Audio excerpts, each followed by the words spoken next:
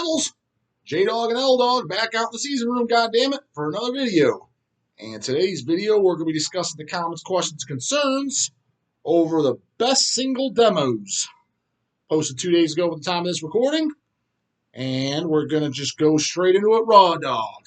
So let's see what we got. David Lane. He says, J Dizzle. I don't know if I like that, but do you have to pay for the stuff you want from HHR, or can you just take it? What you want, since it's your own place. Never know how that works. So what we do is, to keep track of inventory and stuff, we bring it up just on the back end, kind of like if I was to bring up a manual order. So I don't go directly to the website, but there's our site administrator, ring it up, and then stuff's, discounted, obviously, especially if one of our releases or whatever. If Nunslaughter red is the color, see, I'm not paying full $10 for it or whatever. So it'll probably be cost, things like that. Just the only reason for that is because I get more stuff than let's say Eric or Chase or whoever gets more. It just might be a little unfair. Someone's just loading the boat, and the other guy's getting much less. You know what I mean? So just that reason, and you need to keep track of it on inventory. Because if you're just just go on the shelves, I want this, and that, take it, and just load a box up and take it home. Well, then now the inventory's going to be off and things are going to oversell. We're going to have out of stock items for when a customer's ordered. So you miss out on stuff. Yeah, because like I said, if it's at zero in inventory and I find out about it, which has happened more than once. Yeah, this happened recently. That happens because some stuff will sell super fast and I didn't even realize we got it in because I don't sit there and look at all the receiving packets all day. I don't have time for that. I got to make sure I get my day-to-day done. So I definitely have, but it is what it is. So this is curls and twirls. Count all time. J-Dog, who are some of the musicians that you think were integral to the band's classic sound, and once they left, the band was never the same? Doug. Cerrito, Seth Talib, Sue, Brad Hoffman. That's funny because Brad Hoffman popped in my mind. There's tons. For sure, Brett Hoffman pops in my mind with Love and Creation. Even though I do like the albums without him too, especially the ones with Kyle singing, like The Will to Kill and stuff. But it was just a kind of a different band. But I do like those albums. But for me, for the guy leaving that really changes the most, for the most part, is the singer. Because it just changes everything. Yeah, but some people, I've heard people say, it's the drummer and shit. In some cases, it can. But for sure, there's tons of examples. Technically, hell, it's like Cannibal Corpse. They definitely sounded different after Chris left. Yeah. But I liked both. But I got it. First album I heard was Vile, and Vile was the only album at the time with George. So then went back to the Chris albums, and didn't really know any difference because that was the first death metal band I heard. So that whether someone liked it for different or better it was kind of like, for me, I didn't really have an opinion because I'm just new to it, and they're both brutal and they're both great. But other bands that definitely where you're like, this so and so left, and this maybe either sucks or just not the same. Oh fuck, who's another really good example? Oh shit. For sure. Enthroned, when Shiathan, or how you pronounce his name, when he left the band, I didn't care about anything. After he left Enthroned, and Enthroned is definitely one of my favorite black metal bands. I like everything with him on. So the last album he sang on was the one with the X. I can't even pronounce it. XES. That's the last album I own. That's the last album I liked. I've listened to a couple albums, later albums. They don't stink. I'm like, it's just a different band. Marduk was another one after Legion left. Right. Now, don't get me wrong. I like the first three albums that Legion's not even on. But that's because I still heard them young, went back to them. And even for a while, I was just like, I like the Legion albums better. And they were different. But when Legion left, so the last album I own and like is the World Funeral. That's the last album I own. That's the last album I listen to others. Plague Angel and stuff. I go back and I was like, it's good, solid, extreme black metal. I was like, but just a little different. And I went back and listened to that one actually just a couple months ago. I was like, it's definitely pretty good shit. But just they changed from it. So I wouldn't say they sucked. It's just it changed. It wasn't the same for me as a band. Another one, Dark Funeral. Even though I do like the ones now, I really liked the Where Shadows Forever Reign. Yeah. Even though Caligula wasn't on it. And even though Caligula wasn't on the first Dark Funeral, he wasn't on Secrets of the Black Arts, which I love that record. But from Vobiscum Satanas and Diabolos Interium and the other ones, I mean, Do you like Tyrants? Tyrants. It's the Tyrants of the Black Arts or something. Black Arts. Tyrants on my. Yeah, it's called Tyrants for sure. The first word. It sells really well. I have not listened to it. You know, there's Angelus, there's a Terra. I don't know any Tyrants on, but I feel those bands definitely changed. But again, they didn't suck because I still liked some of the stuff. They didn't do any albums, but when I saw Suffocation live without Frank Mullins singing, I'm just like, kind of why? This is kind of stupid. When Mike left from Sinister singing, I did like Aggressive Measures, and the last one I liked is Creative Killings. That was the last time I liked by Sinister, but it changed. It was different. It wasn't the same. So yeah, I definitely agree. There's definitely tons of bands. When they get rid of the rich, some of the members, it's like it's a different band. But sometimes I still like it. But yeah, different. What's next on the agenda? Let's see. Cane Cross. As you, brah brah, shout out. What's up, J Dog? You probably already talked about this. Mortician and Exhumed first albums. Sorry. Can we expect a reissue through House Headbangers anytime soon? I know things can get complicated with who has the rights, etc. Just wanted to know before I start blowing hundreds of dollars on a collection to put them together. Thanks, brah. Love the channel. Well, so when you say Mortician and Exhumed first albums, I mean, obviously Exhumed's an easy one. Gore Metal, that has come out on vinyl, but not by us, but years ago. I forget what label even did it, but I own a couple different color versions of it. I think I showed them on camera too when I showed my Exhumed collection. So check out that past video, brah. And Mortician, I mean, what do you consider the first album? Do you consider Mortal Massacre? Do you consider House by the Cemetery or Hacked Up for Barbecue? I guess any of those three can be considered a first album, right? Mortal Massacre is just kind of a compilation to me in my mind, and then the House by the Cemetery is it's a full length if you consider fucking Rain and Blood a full length in my book. But I think they always consider that an EP, and then Hacked Up for Barbecue be considered the first full length studio album. Definitely wanted to. So we never did Gore Metal, and I highly doubt we'd be able to because for the same reasons as the Morticians, because basically we wanted to repress all the Morticians, and Relapse said no, we're doing it ourselves. They caught on. Oh, people like vinyl. Oh, we want to enter the cool club too. So because we actually did every single Mortician CD on vinyl, they caught on, and then basically said, hey guys, we're not going to do any more licensing. We're just going to do it ourselves. They caught on that it was cool. And I would assume, a very educated assumption, that that'd be the same because they own Gore Metal, that they would do Gore Metal themselves if it wasn't to re-come out again. So I would love to do them, 100%. I would sign up for it tomorrow. But I'm sure Relapse would say no. So you think so? I would bet money. Yeah.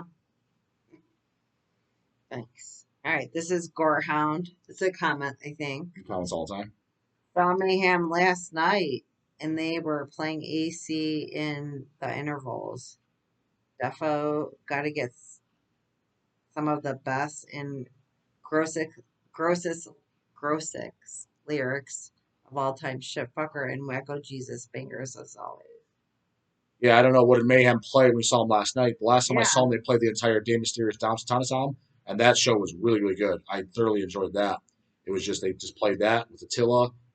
That was probably 2018 or so when I saw them, and thought that was great. I don't know what their current tours, what they're doing. I don't know if they're playing new albums or if they're just still doing the Day Mysterious album. I have no idea. But when I saw them, they did that. I thought it was really, really good. So, all right, this is Imperial Nocturno. Yeah, counts all the time too. Hey J Double, thanks for answering my goddamn question. Let's talk about Merciful Fate. Which of these two early stuff compilations do you like more? Return of the Vampire or In the Beginning? Cheers, Big Devil. Ooh, that's I think a good I know one. the answer. I think I know the answer. The answer is, I think Vampire. what was cool about Vampire, so like in the beginning, probably those songs and stuff I listened to more. Right. But the thing is it's just kind of like it's just the EP with some like the Merciful Fate Nuns Have No Fun EP with bonus tracks. It's kind of the way I always looked at it. So as a whole, I listen to that most, but I always liked Yeah. Return of the Vampire. Like that, for example, it's got a bunch of unreleased songs like Burn the Cross and stuff like Yeah. that. That never made an album, and all the just like the demo songs and early versions. So I thought for coolness and uniqueness, if I need one, that because if you didn't own in the beginning, but you own Nuns Have No Fun and the Black Masses 12-inch, like if you own that stuff, you pretty much have. I think you would have all the songs, and then between Melissa and stuff, you would have all the songs that are on in the beginning. So you wouldn't be missing out. As opposed to if you had in the beginning and the other albums, but you didn't have Return of the Vampire, those are songs that you definitely usually don't have because there was a bunch of unreleased songs. So Right. as far as if I had to pick one to own, one over the other, Vampire. yeah. Come on. Yeah. I know you. So this is Kmart Goth, Kmart Goth. which I love. Never seen that one before. J-Dog, what are your thoughts on Grand Belials Keys? And have you ever listened to their newest album? It was funny. Somebody actually asked probably about a month ago in a past video, go and look it up, like if I was looking forward to the new Grand Belials Key. And I said, I'm not looking forward to it personally. But because Mocking the Philanthropist, the first album, I thought was a really good album. And then their EPs and demos and shit like that, which kind of got reissued on these reissued CDs in recent times. Thought all that stuff's good, but like their second and third album, Judo Beast and Kosher Rot, it's been years since I listened to them, but I remember not liking those ones at all. So I'm like, theoretically, I knew Grand Belials Key, chances are I'm not going to like it.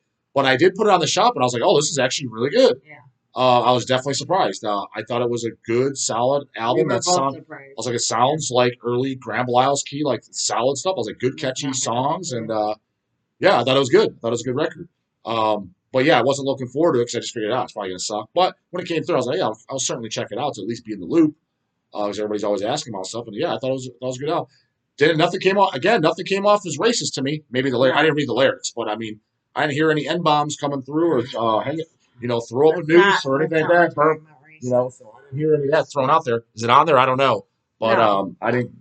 And the painting and everything, it just looked like the cover art. It looked like what their style was, where they had that just a whole Bible looking theme. Yeah. So that was cool. So nothing changed. I was like, oh, they picked Mocking up from what I left is my favorite because it's like. I think most people like that. Yeah, I mean, why not? If you're mocking Jesus Christ, I actually enjoyed that. So yeah, I thought it was a good album, and I will definitely pick up an LP too when we get the LPs. Yeah, we will definitely. Yeah, for sure. But yeah, so I thought it was It'll good. be spinning right over there on our little LP. I have to. This is just funny. Nail back metal again, not Nickelback. Question: at your beach wedding in the Bahamas, which Dside shirt did you wear? Light. Hi, Serpents of Light of the self-title. I got them on rotation regularly. Yeah, it's almost true, but I didn't, but I maybe pushed him to wear a suit. Just for the photos. Just for the photos. But he had a Dside shirt on. Maybe. I don't remember what shirts. Whatever I packed. I don't remember. But I definitely had metal shirts. Dside, Sinister, Deceased, always. That's what he packs. Always. Always. But, yeah. Something along those lines. Yeah. Centurion the Lurker Fear. Centurion actually. Cemeterian. Oh. No. Cemeterian. Actually just announced a new split EP with a band called... That's Francisco's band, Absconder. The Cemeterian is Francisco. Oh, sweet. I didn't know that. Yeah, I got to talk to him. I don't know if Francisco watches my videos or not. I know he periodically checks them out because he'll say something in the comments. Throw something in there if you see this one, Francisco. But yeah, we need to definitely do another podcast. God damn it. And but yeah, because I haven't talked to Francisco in probably over a month now. But I definitely need to hit him up and just go, just catch up. I mean, what's going on? And we're talking about his new band doing a split seven, not a split seven, a 7-inch. Actually, I don't want to say anything. I think he said don't talk about it. So I won't even say anything. Yeah, he might not have said that, but I think he might have. But yeah, nonetheless. This is interesting. Let's move on. Okay. Cardiac Arrest says Roger from Mortician also had a store out in Vegas. So there's another cool thing to do in Vegas. I heard that he did. I knew he lived in Vegas, and I heard he was doing something. I don't know if he still is, but yeah, absolutely. And I would definitely go, especially if Roger's up at the store, and go up and say hi. And Because the last time I seen Roger in person was, oh my god, mid to early like I've never met 2007. Yeah, him. you never met him. No, I mean I've never met 2007, him. Yeah. 2008. But yeah, I used to talk to him all the time when they'd come up to the shows in the late 90s, early 2000s. Talked to him all the time on the phone back when we were setting up the vinyls, the Mortician Flesh Grind split, the Mortician Active for Barbecue. He was telling me before it even came out when Relapse did their version, the Mortician Zombie Apocalypse. He was telling me that he had the original painting from Wes Benscott. That was the full color piece. I don't remember why we didn't use it. We just used the all blue cover for Zombie Apocalypse, but he was talking about it before then, before our vinyl pressing came out. I don't know if he couldn't find it or what, but even then, I was talking on the phone back then, so I knew back then about the piece. I was like, holy shit, that's really cool. And then I actually bought the Relapse version too when Relapse did their Zombie Apocalypse repress LP, maybe about 4 years ago now. Because I was like, oh shit, that's that piece that Roger was telling me about. Never saw it, where it's actually like a full color Yeah. painting, and it wasn't just all in blue. So I thought that was cool because it's different than our version as well. So I bought their version and ours, obviously ours as well. And but yeah, I used to talk to Roger on the phone and shit all the time, and he's a funny guy. He'd always make me laugh. He's just a funny guy. This is Ericus? Ericus, I think. I've never seen it. No? Yeah. All right. It says, Yo, J Dog, I plan on going to the gym more regularly. Oh yeah. My primary goal is weight loss. Oh yeah. I'm close to 300 pounds. Oh yeah. And I need to start taking my health more seriously. Sure do, rah rah. Is there a type of exercise I should focus on while I'm at the gym? Yeah. So generally speaking, if you're gonna do weight training, focus on He's more. a big boy. Focus more on compound lifts and get stronger at them each and every time you go to the gym. When I say stronger, that doesn't mean you throw a 25 on each side, each fucking workout. So concentrate on things like uh, barbell bench press, all free weights. Concentrate on this. Called the big movements. No, you don't need to do bicep curls or tricep press downs, something like that. You need to focus on bench press. Boy. Yeah, bench press, squats, deadlifts, bent over barbell What if rows. his back is bad? Yeah, if you got a low back, if you got a bad low back, then I wouldn't do. I would do definitely also too, but I'd be keeping it no matter bad low back or no bad low back. Try to do pull ups and chin ups at 300 pounds. I doubt you're gonna be able to fucking do them. No. So I would use the assisted one where your knees are at and just add the weights. Yeah. Again, so I would do those. You can even throw in some like leg press too. Just make sure to go nice and deep. None of this half rep bullshit. Guys like to load that goddamn thing up. How many reps? 12? For leg press, I like 20s. Okay. I like 20s, especially for a beginner, to really get the movement pattern down. Yeah, for yourself too, do no less than at least 10 reps of everything, especially because you need to learn the motor patterns. If you want to even do 20s and everything, that's cool. But the goal is, so I would say those. Am I missing something else that thrown there? I would say dips too, but you're not gonna be able to do them. You're too goddamn heavy to be able to do them. Triceps. At least try the machines for triceps. No, he doesn't need the triceps. He'll hit them. He'll because he just probably got the arm. But I'm saying, if you bench press will cover it. That's why just focus on the big movements that they're going to get the most bang out of your buck. It's going to burn the most calories. It's going to hit the most muscles. And the thing is try to get stronger every week. And like I was saying earlier, that doesn't mean throw a 20. Like if you're 300 pounds, you should be relatively strong, unless you're that type where you're like, well, no. No, yeah, sometimes some guys, but a lot of times the guys that are big and chunky, you're prone to putting on size easier. So most of the time, not always, you're generally stronger than average bear. So I would imagine I would not be the least bit surprised your first day going in there. You could probably bench press 185, 225 for 10 to 12 reps. I would not be least. I've seen some fat boys go in there and their first time benching, they're benching 315, which is crazy as your first time. That's totally but they're crazy. big. I mean, so what I'm saying is wherever you can do, even if it's only, let's say you can only bench 135, you can only squat 135. If you're 300 pounds, I sure as hell hope it's more than that. But let's just say that's all you can do. Let's say that's all you can do. Every week, try to do more. So try to get, if you got 135 for 10 and that was to failure, try to get 135 for 11 the next week, or add just a 2.5 per side. The 2.5 chip each side. And cardio, sky's the limit. You do as much as you fucking can. Try to do it 7 days a week if you can. 30 minutes, 45 minutes. Don't be falling for this bullshit fucking I'm overtraining nonsense. Oh, I'm doing too much. You ain't doing, there's no such thing as doing too much. Especially if you're 300 pounds, you got a lot of stored. What body fat is, understand what it is. It's stored energy. So you have a shitload of it. So you have a lot of reserves. So yeah, you just start doing that. And hell, you're not going to jump face first in the diet. I'm assuming your diet's pretty much trash. Just clean it up a little bit. Follow my first video that I said from very beginners, switch over to like leaner things. Like if you're eating sandwiches for lunch, don't be eating bologna and cheese sandwiches or peanut butter and jelly sandwiches. Switch over to like turkey sandwiches or chicken sandwiches with the deli meat. It's still going to taste good. Is it ideal? No, fuck no. But it's going to be better than what you're probably already doing. Stay away from like the frozen pizzas and these Hungry Man dinners and breakfast and stuff like that. Try to stick with, instead of like a cereal or waffles or whatever the fuck you're probably eating, try to stick with it. Keep it simple. If you could do like a couple whole eggs and a piece of fruit, if that's too complicated, like I don't got time, do a piece of fruit with like a handful of mixed nuts and stuff like that. Just try to stick with more whole, non-processed foods. Don't overcomplicate. You just do these little changes. You start training, you're gonna lose weight. No, Clean no doubt. foods, fruit, that kind of stuff. Yeah. So you can't go. The general thing, you can't go wrong with fruits, vegetables, lean sources of cut, lean meats, chicken, turkey, fish, eggs. That's what we eat. Even if everyone likes steak, lean cuts of steaks. Just try to don't get the T-bones and all the fat and stuff. It's gonna really jack up your calories easily. Get leaner cuts of steak, bison. I mean, who doesn't like these I foods? have two more questions. So start there, bravo. Hey, sorry. He didn't know where to start. So you know where to get them at, yep. right? So start there, and you'll do that. Yeah. What's your email to get them? Service at Hell's Bangers. There you go. Yeah. Email them. So this is Layla Lover 90. That was everything. Who do you think would win in a fight, Chris Barnes or Trey Essica? Two skin and bone bags. It's like two Skeletors fighting, right? I love it. I would have to go with Barnes because he might have the meth strength. I'm going with Trey. Yeah, Trey's got Pokemon video games. I think he's going to come through. I think you would beat his ass. Barnes can at least whack his dreadlocks at him. Knock him over. That's terrible. And yeah, I assume he's got that freak meth strength. So no, I'm going the other way, baby. I'm going Barnes. I'm going the other way. Trey all the way. All right. This is last question. Bad Skull. J-Dog.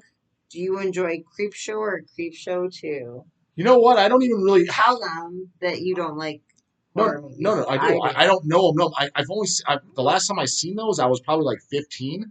I think it was Reaper that had them or something. I remember enjoying it, but it would be a new watch. And I don't know if I've seen both, but I've seen one of them for sure. And I remember being kind of cheeseball and funny, but cool. Best part. But yeah, it'd be a new watch, but and I definitely don't know which one I would like. But you love watching Tales from the Crypt. Yeah, we watch that. We have the DVDs. All of them, yeah, all the whole series. I had to tell our kid what a DVD was. Oh. Didn't understand it. So I would go with number 1 for sure. There you have it. Yeah, that's it for this one, Devils. Just over 20 minutes. You know what to do. Comments, questions, concerns, leave them in the goddamn comments. Get them answered 6 a.m. bright and early. See you later, guys.